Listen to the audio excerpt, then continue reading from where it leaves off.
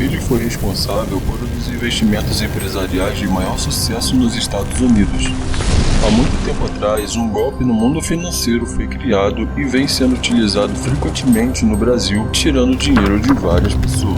Com milhões de dólares à sua disposição e milhões de pessoas querendo se associar a seus investimentos, nada no mundo podia o parar. A coisa toda o transformou em um homem muito rico, mas arruinou a vida de milhares de pessoas inocentes. A sua enganação foi tão chocante que 100 anos depois o golpe ainda leva o seu nome. Esta é a história de como ganhar milhões de dólares com nada além de mentiras. Ponzi. Nascido na Itália, em 3 de março de 1882, sua família estava ligeiramente confortável, mas costumava ser muito mais do que isso. Os avós e bisavós de Ponzi eram empresários de sucesso, comerciantes e funcionários públicos. O rebaixamento para a classe trabalhadora realmente afetou Ponzi desde sua infância. Ele se perguntava por que tinha que sofrer pelo fracasso de sua família. Quando adolescente, após a morte de seu pai, Ponzi herdou uma honesta quantia de dinheiro. Sua mãe queria que ele estudasse e se formasse em uma instituição de prestígio. Então ele usou o dinheiro para se matricular na faculdade. Só que Ponzi tinha outros planos. Em vez de estudar, ele decidiu gastar suas economias usando roupas caras e comer nos restaurantes mais chiques da cidade. Nada parecia ser muito caro para ele. Ponzi gostava de fingir que era igual aos seus amigos ricos e que tinha dinheiro infinito, mas a realidade se impõe. O dinheiro da herança finalmente acabou, e como seus estudos foram completamente negligenciados, ele não teve chance de se formar. Seu tio lhe ofereceu trabalho como escriturário, mas a ideia de trabalhar em um emprego de 9 às 17 parecia algo inconcebível para Ponzi, que se considerava bom demais para os trabalhos braçais. Então lhe despertou uma ideia: viajar para a América e ficar rico lá. Quando Ponzi chegou a Boston em 1903, a bordo do USS Vancouver, acreditou que a única maneira de dar orgulho à sua mãe e se redimir era voltar para a Itália como um homem rico. Só que algo não estava em seus planos. A América provou ser uma verificação da realidade muito necessária para o jovem Ponzi. Sem dinheiro de herança nem mais parentes para ajudá-lo, percebeu que precisava engolir o seu orgulho fútil e, se quisesse comer, morar e vestir, ele tinha que trabalhar. Ele trabalhou como garçom, balconista de mercearia, pintor de letreiros, lavador de pratos, reparador de máquinas de costura e vendedor de seguros. Só que não por muito tempo. Ponzi odiava o trabalho ou era demitido por tentar enganar os clientes. Isso muitas vezes significava que ele recorria ao roubo ou à esmola. Ele estava muito longe dos seus dias fáceis, onde Ponzi conseguia juntar um pouco de dinheiro e gastava tudo em uma grande noitada ou um fim de semana de férias para se lembrar dos bons tempos. Em 1907, Ponzi viajou para Montreal, no Canadá, para ver se tudo melhorava. E no início, as coisas estavam melhorando para ele. Ele começou a trabalhar no Banco Zarossi, que atendia imigrantes italianos. Era o mesmo tipo de trabalho que Ponzi recusou em Roma porque se achava bom demais para isso. Alguns anos nas ruas e trabalhar por salários baixos conseguiram mudar a sua visão das coisas. Infelizmente para Ponzi, ele deu o azar do seu chefe ser um vigarista. Zarossi estava usando uma fraude antiga, conhecida como roubar Pedro para pagar Paulo. Em outras palavras, ele estava usando o dinheiro dos novos clientes para pagar os antigos. Isso permitiu a Zarossi oferecer 6% de juros sobre todos os depósitos, o que era o dobro da taxa média. Porém, seus clientes começaram a ficar desconfiados quando seus parentes em casa reclamavam que não estavam recebendo o dinheiro devido pelo banco. Já em 1908, as autoridades começaram a investigar o banco, momento em que Zarossi encheu uma mala com todo o dinheiro que podia carregar e fugiu para o México, deixando seus funcionários e sua família lidando com as consequências de tudo. Não querendo ser quem leva a culpa, Ponzi pretendia viajar de volta para os Estados Unidos, para que ele não precisasse se envolver na investigação. Mas antes disso, ele fez algo muito estúpido. Para que ele não tivesse que começar do zero novamente, ele pensou que daria a si mesmo um pequeno presente de despedida. Ponzi roubou um espaço em branco do talão de cheques do gerente e preencheu com $423,58. Uma pequena quantia, pensou Ponzi, mas assim que tentou descontar o cheque, o caixa do banco identificou a assinatura falsa e alertou a polícia. Ponzi pegou 3 anos de prisão, mas essa não seria a última vez que Ponzi cometeria um crime. Após sair em liberdade condicional após 2 anos, Ponzi imediatamente fez planos para viajar novamente, mas ele não foi sozinho. Em vez disso, levou 5 imigrantes italianos sem nenhum documento adequado, pois havia sido pago para levar esses homens para a América. Imaginou que isso daria dinheiro rápido, agora que ele era um homem livre novamente. Ele foi pego e preso. Ainda assim, Ponzi esperava que, caso se declarasse culpado, o juiz pegaria leve com ele e o dispensaria com uma pequena multa. Para sua surpresa, o juiz bateu o martelo e proferiu a sentença. Ponzi se desesperou, pegando mais 2 anos de prisão federal em Atlanta. Depois de sair da prisão, Ponzi não tinha certeza do seu próximo passo. Ele havia bolado todos os seus planos para ficar rico na prisão, mas todos eles precisavam de dinheiro. Portanto, com pouca escolha, ele vagou de estado em estado, trabalhando de qualquer coisa que aparecesse em seu caminho. Ele encontrou um bom emprego como balconista em uma empresa de importação e exportação chamada JR Public Company. A vida em Boston foi melhor para Ponzi na segunda vez. Ele era bom em seu trabalho e foi promovido por isso. Mas não só isso. Ponzi conheceu Rose, uma moça de 21 anos, e se apaixonou por ela.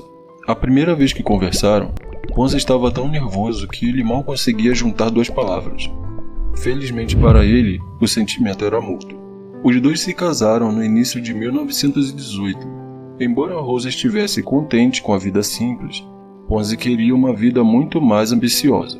Ele queria poder cobri-la com anéis de diamantes e roupas caras. Obviamente, isso nunca aconteceria com o salário de escriturário. Então, 6 meses depois, após o casamento, Ponzi largou o seu emprego e começou a procurar algo novo. Ele começou ingressando num negócio de venda atacadista de frutas de seu sogro. A empresa estava passando por dificuldades, e Ponzi sempre se gabava para sua esposa de ser um gênio financeiro. Essa era a hora de ele mostrar a todos o que ele podia fazer. Só que, para a infelicidade dele, Ponzi não conseguiu salvar a empresa e, em vez disso, faliu no final do ano. Inconformado com o recente fracasso, Ponzi alugou um pequeno escritório para iniciar a sua própria importação e exportação. Ponzi não tinha experiência e contatos para atrair qualquer negócio sério. Recusou-se a acreditar que ele era o problema e pensou que ele talvez só precisasse divulgar mais os seus serviços. Infelizmente, com alguns cálculos rápidos, ele percebeu que os custos estavam bem além do seu alcance. Simplesmente assim, o negócio de Ponzi tornou-se outro empreendimento fracassado. A única esperança de Ponzi foi que seu fracasso já lhe deu a próxima ideia. Quando Ponzi viu quanto dinheiro lhe custaria para divulgar os seus serviços, ele pensou que talvez devesse publicar sua própria revista comercial, para que outras empresas pagassem a ele os mesmos tipos de taxas gigantescas de publicidade. Mesmo sem experiência quando se tratava de publicidade, em sua opinião, essa já era uma ideia de negócio de milhões de dólares. Ele enviaria gratuitamente para 100 mil empresas, dobrando o número de circulação a cada nova edição. De acordo com os cálculos de Ponzi, sua correspondência inicial custou cerca de 35 mil dólares, mas ele ganharia 80 mil dólares em receita de publicidade, pois tinha certeza que as empresas fariam fila no quarteirão para divulgar seus serviços em sua revista.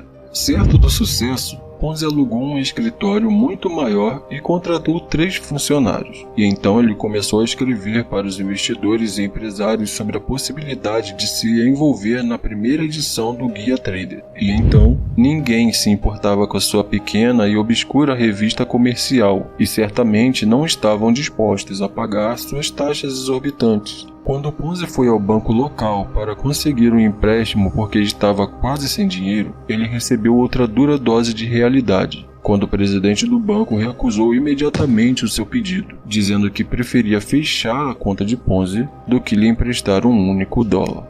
Ele teve que demitir a sua equipe e alugar o seu espaço de escritório para ganhar algum dinheiro, mas os seus sonhos e ambições permaneceram tão fortes como sempre. e Ponzi esperava que a próxima ideia seria aquela que o tornaria rico. Em agosto de 1919, Ponzi recebeu uma carta da Espanha, da época em que ele ainda pensava que o guia trader se tornaria a próxima grande novidade na publicidade. Ponzi não se contentava em simplesmente fazer negócios, e assim ele contatou muitas empresas estrangeiras sobre a possibilidade de fazer negócios juntos, e parece que pelo menos um deles estava interessado. O autor espanhol solicitou uma cópia do guia trader, e para pagar a postagem, ele incluiu algo que Ponzi nunca tinha visto antes: um cupom de resposta internacional, ou um IRC. IRCs são cupons pré-pagos que podiam ser comprados e trocados por selos postais. Eles eram comumente usados por pessoas que enviavam cartas internacionalmente para cobrir os custos de cartas de retorno quando não esperavam que a outra pessoa pagasse a postagem.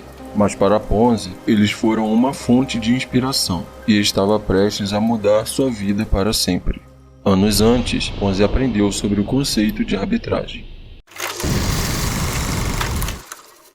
A arbitragem é uma estratégia de comprar e vender um ativo em diferentes mercados a fim de aproveitar a diferença de preços e obter lucro. No caso dos IRCs, estes eram sempre trocados pelo mesmo valor postal, mas foram adquiridos a preços ligeiramente diferentes, dependendo da flutuação da moeda local. Então, na teoria, Ponzi poderia comprar um IRC na Itália, onde a lira sofreu uma séria desvalorização após a guerra, e depois resgatá-la nos Estados Unidos para selos postais americanos, onde ele sabia que o valor do dólar seria um pouco mais alto. Ele então vendia esses selos e obtinha um pequeno lucro. Ao escalar a operação para milhares até milhões de IRCs, ele estava procurando muito dinheiro. Esse foi o novo plano de negócios de Ponzi, e no papel parecia não apenas uma boa ideia, mas também perfeitamente legal. Em janeiro de 1920, Ponzi começou o seu empreendimento comercial mais promissor até então. Infelizmente para Ponzi,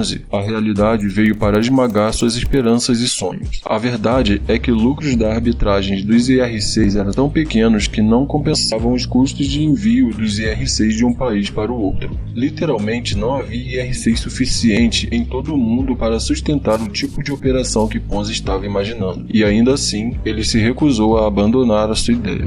Ponzi estava convencido de que esta era sua galinha dos ovos de ouro, sua passagem só de ida para a vida de riqueza e luxo que ele sempre quis ter. Então ele transformou a sua ideia no chamado esquema Ponzi. O seu plano de arbitrar IRCs parecia muito bom. Talvez ele pudesse convencer outras pessoas de que funcionaria e ficar com o dinheiro delas. O golpe envolve fazer com que as pessoas invistam em uma oportunidade de negócio, prometendo grandes retornos em um curto espaço de tempo, com pouco ou nenhum risco.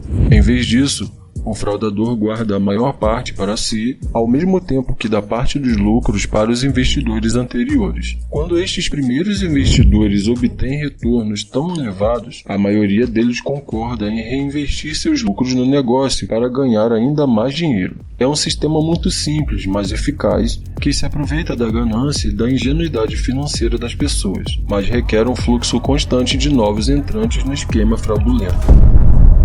Assim que o fraudador não conseguir encontrar novos investidores para pagar os retornos dos seus investidores mais velhos, o golpe geralmente desmorona. Embora o esquema tenha o nome Ponzi, ele não foi o primeiro a fazer isso. Só que Ponzi levou a ideia a um novo nível.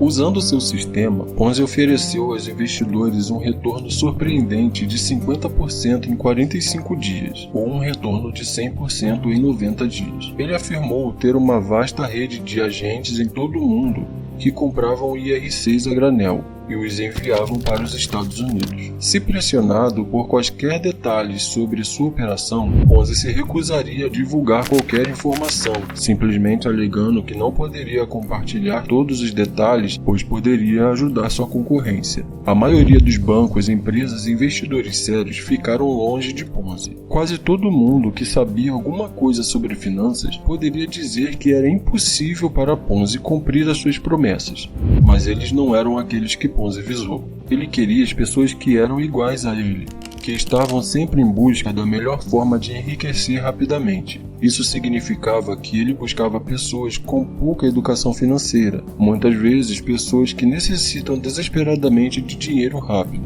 Ponzi entendeu que seu verdadeiro talento não era lidar com finanças, mas sim lidar com pessoas. Ele sabia como vender seu negócio sem parecer muito ansioso ou agressivo, como se não fizesse diferença para ele receber o dinheiro ou não. Ponzi começou com as pessoas de seu bairro e conseguiu que 18 delas estivessem no primeiro mês. Uma vez, todos recebiam a primeira rodada de lucros. A notícia começou a se espalhar rapidamente e logo milhares de pessoas começaram a lotar as ruas em frente a seu escritório.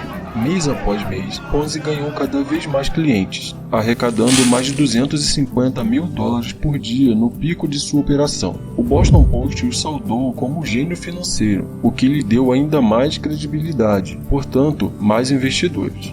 Foi o estilo de vida que Ponzi sempre sentiu que merecia, mas ele não conseguiu aproveitar por muito tempo. Menos de 6 meses depois que Ponzi lançou o seu empreendimento, surgiram dúvidas sobre o seu negócio. Todos tinham medo de dizer qualquer coisa, já que Ponzi processou com sucesso um analista financeiro que acusou Ponzi de mentir. Afinal de contas, muitos dos primeiros investidores já tinham sido pagos, o que Ponzi disse que era prova de que tudo era legítimo. Mas então o Boston Post, o mesmo jornal que uma vez proclamou Ponzi um gênio, começou a investigar sua operação. Eles trouxeram Clarence Bayron, presidente do Dow Jones e gerente do Wall Street Journal, que descobriu o esquema óbvio. Pelos seus cálculos, Ponzi teria precisado comprar 160 milhões de IR6 e ainda assim havia apenas 27 mil em circulação em todo o mundo. Em julho de 1920, o Boston Post apresentou as conclusões de Bayron na primeira página do jornal, condenando Ponzi como uma fraude e iniciando uma investigação sobre a empresa. Ponzi conseguiu aliviar as preocupações dos funcionários do governo ao cooperar plenamente e até dizendo que pararia de fazer novos investimentos enquanto estivesse sob o escrutínio. Mas então Ponzi causou a sua própria queda ao contratar William McMasters. McMasters era um homem honesto e logo percebeu que seu cliente era uma fraude. Ele disse: Ponzi é um idiota financeiro. Ele mal consegue somar. Ele se senta com os pés na mesa, fumando charutos caros em um porta-diamantes e falando bobagens sobre cupons postais. Com acesso aos registros de Ponzi, McMasters coletou as evidências que ele precisava e foi ao Boston Post, onde escreveu um artigo vencedor do prêmio Pulitzer, expondo detalhadamente todos os segredos de Ponzi. Desta vez, o esquema Ponzi entrou em colapso. Vários bancos tiveram que declarar falência. Dezenas de milhares de pessoas perderam suas economias de uma vida inteira, e o Ponzi foi indiciado por 86 acusações de fraude postal. Foi o fim da linha para ele. Ponzi cumpriu mais 7 anos de prisão, uma quantidade relativamente pequena, dada a enorme quantidade de dinheiro roubado e a grande quantidade de vidas que ele arruinou. Enquanto ele enfrentava a deportação para a Itália, sua esposa optou por ficar na América e se divorciou dele. Ponzi passou o resto dos seus anos na pobreza, com apenas lembranças para confortar ele dos tempos em que ele tinha tudo. Acabou no Rio de Janeiro, onde morreu em 1949 em um hospital de caridade e foi enterrado em uma cova de indigente, encerrando assim uma das mais notórias histórias de miséria à riqueza e de riqueza à miséria que já se ouviu falar.